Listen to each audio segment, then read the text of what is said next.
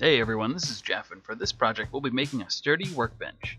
For a detailed project plan and write-up, check out jeffsdiy.com/workbench. Since we're making a lot of repetitive cuts, set up a stop block on your miter saw table, or your table saw. Next, we'll cut all the legs and supports, changing your stop block as needed. Now's a good time to decide how tall you want your table to be. If you have a table saw, it's really good to have a workbench that's the same exact height. That way you can use it as an outfeed table. I needed 4 2x4s that were 6 feet long. So when cutting them, I clamped them together to do them all in one shot, or 2 shots.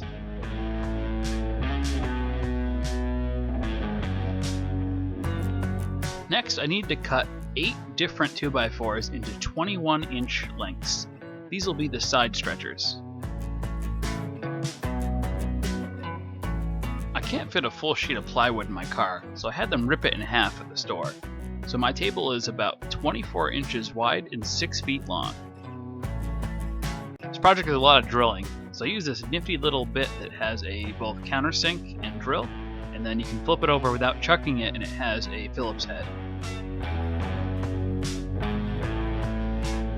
I started by making the top first, by screwing in all the different supports flush with the top of the 4x4.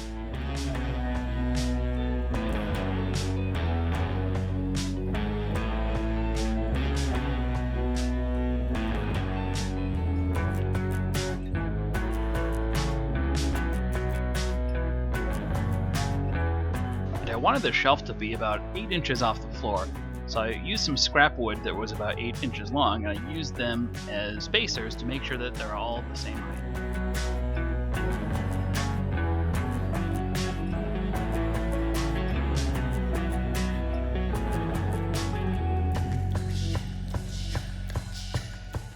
After tripping a couple times, I realized that I really need to add a cordless drill to the top of my tool wish list.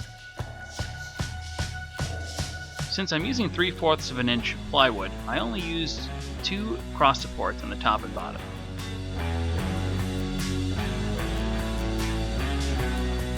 The top and bottom shelves will be the same exact size, so I laid them on top of each other and cut them both at the same time with a circular saw.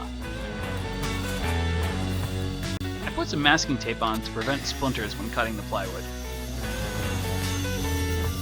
Because I made the top first, that meant that the bottom shelf wouldn't fit through. So I cut it in half. It'll go back together later when we screw it down. You'll need to cut notches in the bottom shelf to go around the 4x4s. Taking a measurement, it was about 5 inches or so square.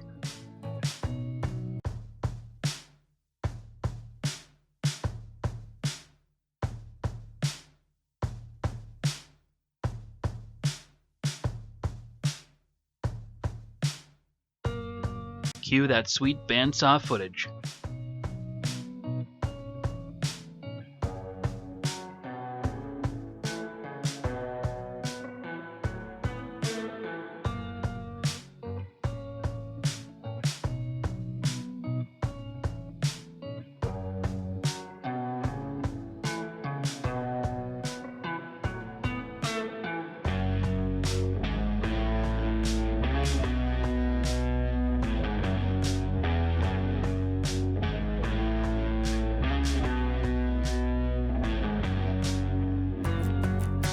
My basement floor is over 200 years old and very uneven, so that's why you can see the table rocking.